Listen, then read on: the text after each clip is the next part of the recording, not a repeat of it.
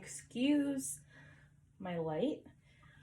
We are going to be testing out the Cricut EasyPress 2. This is not sponsored. I got this as a Christmas gift from my parents, so shout out to my parents. I do have this Cricut heat press mat that was sold separately. This was also part of the gift, but it is sold separately apart from the EasyPress itself. Something that I really like about EasyPress, or rather something that I really like about Cricut products, is they always come with a practice craft. So I know when I got my Cricut, it came with some paper and some of the pens to make your own card as an introductory project to get you familiar with how to use the machines. So the EasyPress came in this canvas. I guess this is canvas, I don't know. It came in this little dust bag, which they provided a pre-cut iron-on Cricut logo to apply to the bag.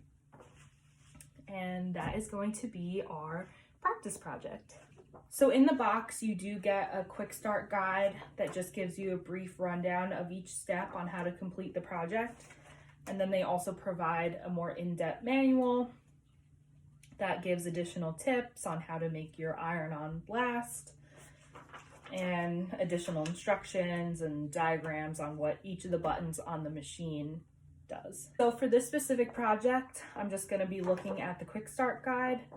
First, I'm going to plug it in and power on the press, set the temperature for 290 degrees, and set the timer for 30 seconds. And it says when it's ready, it's going to beep. Okay, so we are going to set the temperature to 290. And it looks like the time is already set for 30 seconds.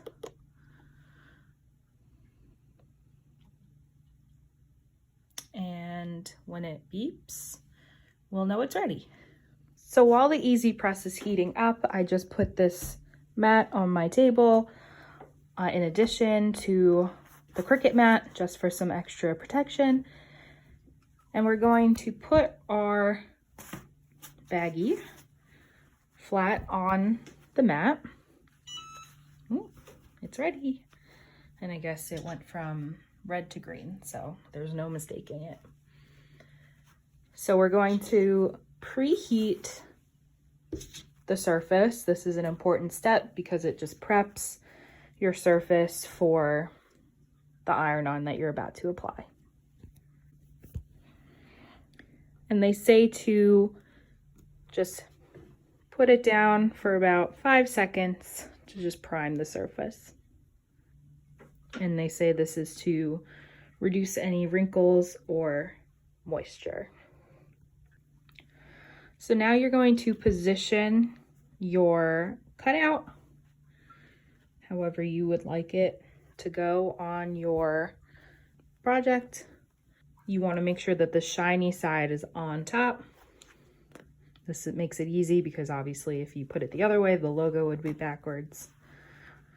But you want to make sure that your shiny side is on top. And if you are cutting out your own vinyl decal, you always want to make sure that you send it through the Cricut machine as a mirrored image, because it'll cut this way and then you'll flip it over so it's the right way. Okay, I put the camera back down because I'm going to need both hands for this, and hopefully you guys can see. But I'm just going to prime my surface again because it got a little cool while I was talking. I'm not completely unfamiliar with the iron-on process. I've used a regular iron, which is just as well.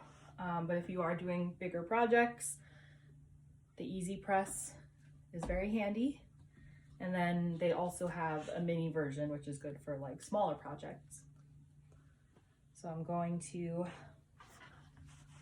just line up my decal. And it says to place the EasyPress on top, start the timer, and apply gentle pressure until it beeps. So I'm actually going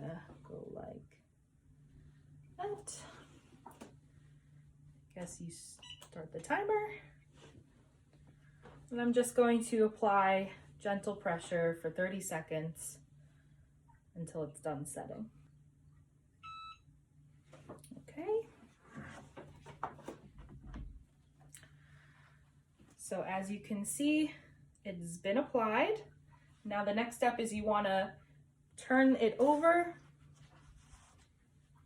and just for an additional 15 seconds, you want to apply some light pressure again from the back side of the project, just to make sure. I'm not setting a timer for this. It just says to hold and press for 15 seconds. So something to note that in my experience in using just a regular iron for these projects is that if you do leave your EasyPress or your iron, which I've only ever used an iron other than today, you can run the risk of burning your surface or leaving like little scorch marks, and we don't want that.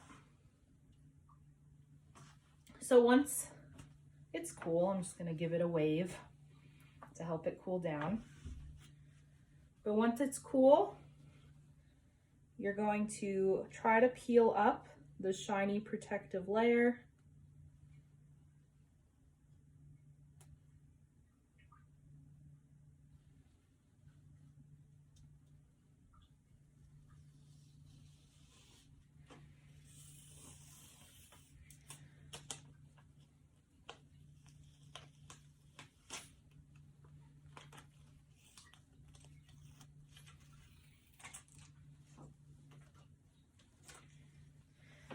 And look at that, you have a beautiful iron-on heat press project completed.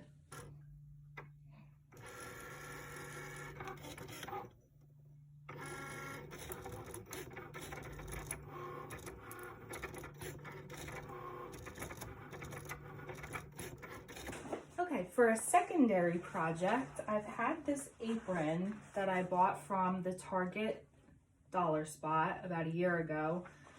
And I've been wanting to do a little heat press thing on the pocket here, but I just never got around to it. But I figured now that I have my EasyPress, this is the perfect opportunity to do it. So I already cut out my vinyl. So again, anytime you want to heat transfer with heat transfer vinyl, you want to make sure that you cut the project mirrored so it comes out, I guess to you it looks the right way when I show you the back side, the part that's gonna go down on the project. But when you look at it this way, it's backwards, and that's how you want it to cut. So what I did was I cut out my words that say "Let's get crafty," and in Cricut Design Space I just offset this image so that way I can layer the vinyl, and it'll look a little something like that once it's on the pocket. So what I'll do is I'll lay down the background first and press that on, and then I'll go ahead with the words. This is a glitter vinyl, so hopefully this lays well on top of it, but we'll find out. So I set my EasyPress to 330 degrees. That's what I found was the best temperature for these vinyls that I'm going to be using. So again, I have my surface down here on my mat. I'm just going to prime the surface, get it a little warm. Get it a little warm and ready to transfer the vinyl. And again, it'll get rid of any wrinkles or creases and moisture that will mess up the application of the vinyl.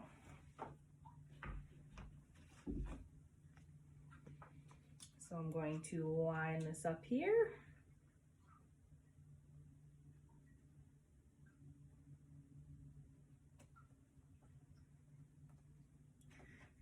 And press it with gentle pressure for 30 seconds. And there's a countdown on here too, so it's nice. You can see the seconds go down. Okay. So that's been laid down. I'm just going to give it a second to cool before I peel up the plastic. And it looks like it's going to peel nicely. Yep.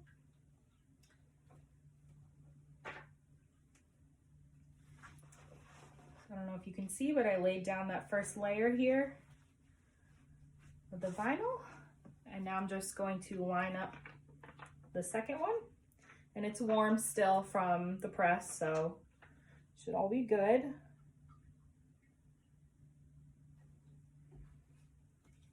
I'm just gonna go ahead and press it. It'll flatten out. I'm not that worried about it. And again, 30 seconds.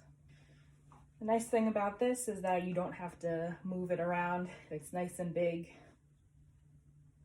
So that way you can get the entire surface area of your project in one go.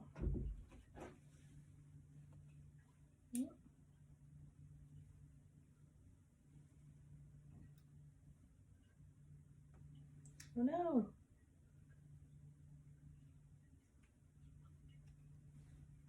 All right, I might need to add a little more pressure. You know what, I'm actually gonna flip this over.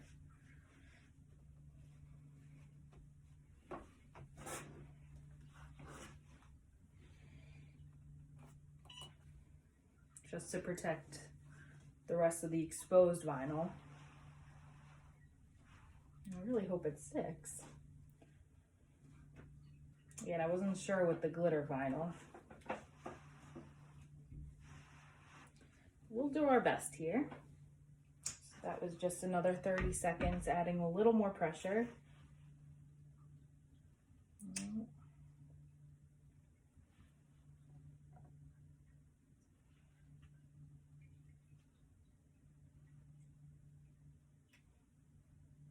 Doesn't seem to want to stick.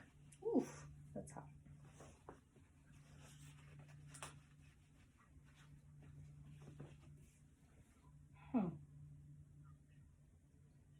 Oh, it's so cute though.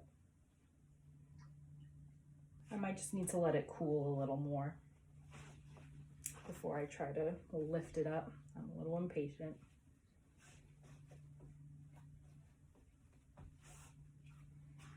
So I'm just gonna try to keep a bit pressure on it just as it sets. And let's just see how that works out for me. Yeah, they do say you're supposed to wait until it's cool to the touch. I guess because it will peel up. Well, yep.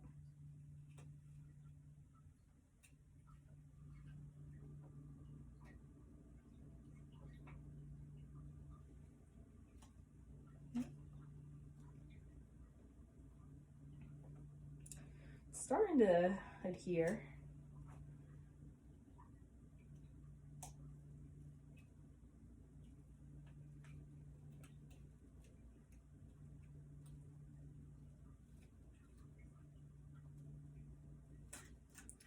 Yay! Okay, so I'm just gonna let that set. It did get a little wrinkly, but I think that's just because of me being impatient. But oh my gosh, it is so cute.